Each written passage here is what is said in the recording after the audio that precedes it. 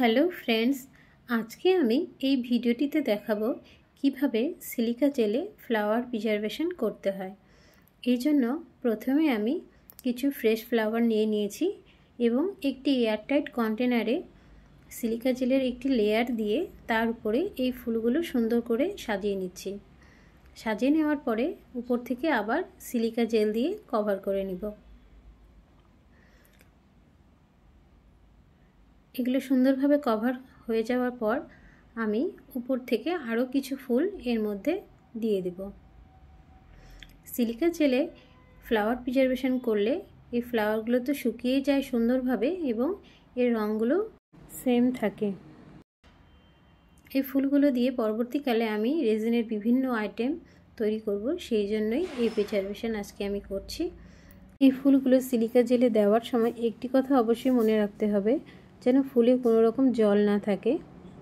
আমি আরেকটি লেয়ার উপর থেকে দিয়ে এখন এই এয়ারটাইট কন্টেনারটি 5 দিনের জন্য রেখে দিব। 5 দিন পরে ফুলগুলো দেখুন সুন্দরভাবে শুকিয়ে গেছে এবং কালারও সেম আছে। এখন আমি সিলিকা জেল থেকে এই ফুলগুলো তুলে নিয়ে অন্য আরেকটি কন্টেনারে রেখে দেব।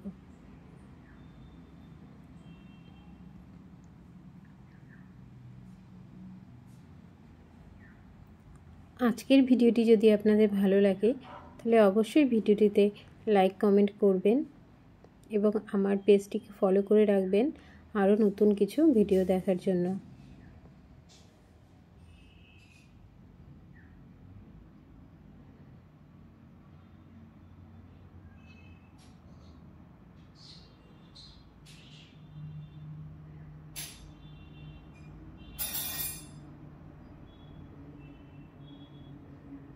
আমি এখন সব ফুলগুলো অন্য একটি কন্টেনারে নিয়ে নিয়েছি।